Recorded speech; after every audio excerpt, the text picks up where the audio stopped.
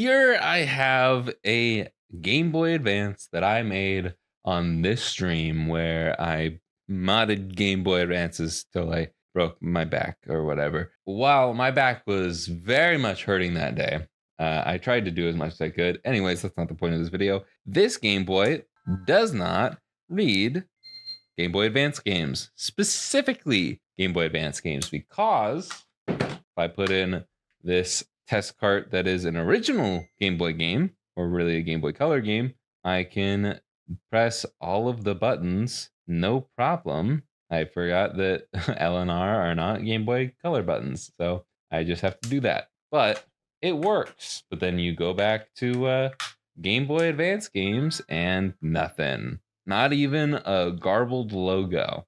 So we gotta try and figure that out. And I think the video that's posting tomorrow in my world during this recording is the video where I fix a Game Boy Color that's not reading games. I fixed it, but I'm going to do the opposite order of operations from that video. And once we tear this back half apart, I am going to just test all of the pins to see if they're all soldered down on the RAM, on the CPU, and then if none of that works, if they're all soldered down, I will probably try changing the card slot because I do have brand new Game Boy Advance card slots. Because once we open this, maybe we can see the cart slot. And what really sucks about the GBA cart slot, and I'll give props to the SP, which I don't like to do. The SP, you can actually open up this piece right here without removing the full cart slot, because if you didn't know, there is a little switch right here that gets pushed down when you put an original Game Boy game in.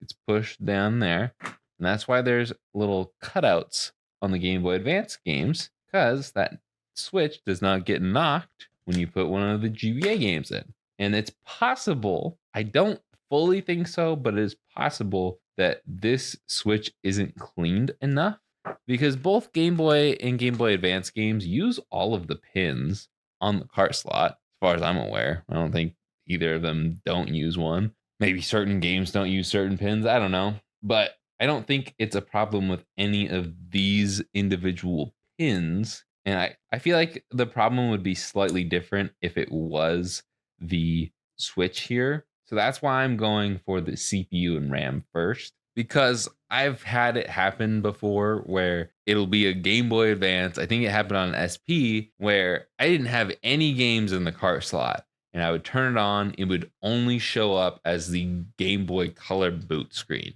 And then I went in, I cleaned that switch because that is separate from the cart slot on the SP.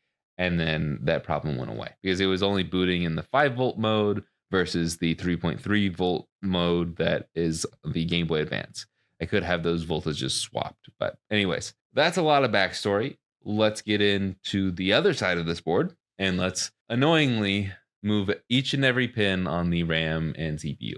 I think everything's good. So maybe it is the cart slot this time. Who knows? I don't know. I just have this feeling that the cart slot's not going to fix it. So I'm looking to see if any of these, like these pins look off, and they don't. So I really don't know what's going on here. I think that, oh, I see a little bit of corrosion right there. Hold up. There is a wee bit of corrosion there. Maybe it is just the cart slot. All right, time to remove this bad boy. I'm gonna get a buttload of Kapton tape going around this guy, and then we will remove it with some hot air and put in a new one. Wow, that was much harder than the last one. But we did it. By golly, we did it. Once this is done cooling off, and this is done cooling off, I'm going to go over it with solder wick and remove all of the solder, and then stick the new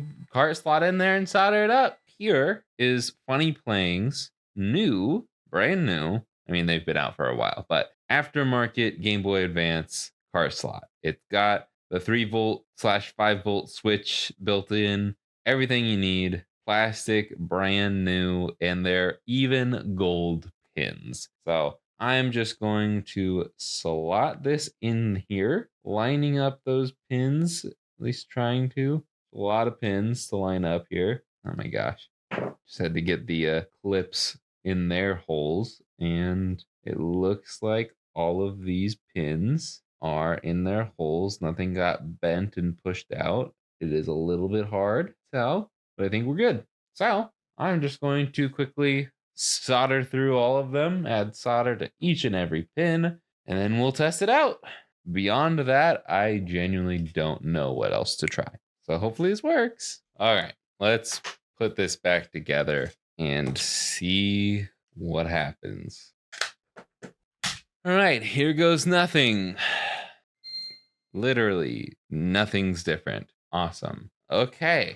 The only other idea I have is reflowing the solder on all of those pins, and I'm going to do it with hot air. And I think I'm just going to do it without covering everything else up because I just don't want to do all that again.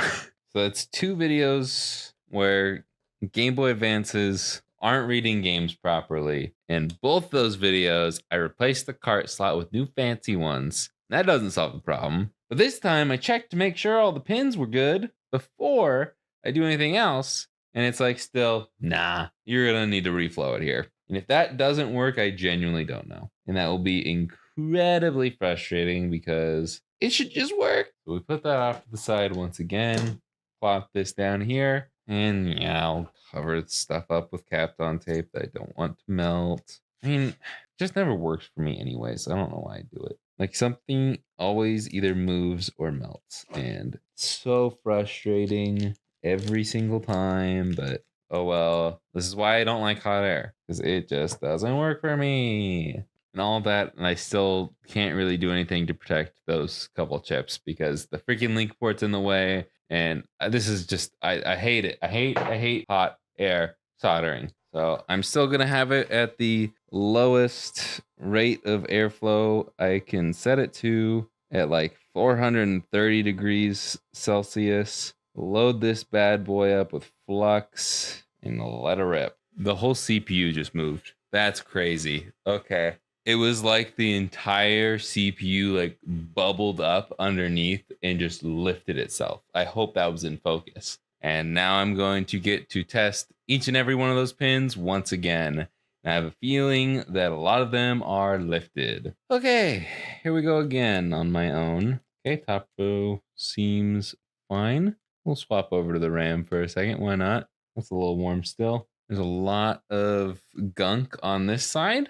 Okay, I bent that pin, but it's still soldered, so that's really all that matters. Okay, that pin is not soldered, just that end pin. Oh, okay. So there are a few pins on this side that did not get soldered. Okay, here goes nothing, literally. Oh, literally just took reflowing the pins of the CPU and RAM, probably the CPU, even though all of them were secure before I reflowed it. And then unfortunately, I had a lot of lifted pins that ended up getting bent when I was, checking them. And so that took a long time. And you probably just saw a time lapse because I really shut down during all that because I was frustrated.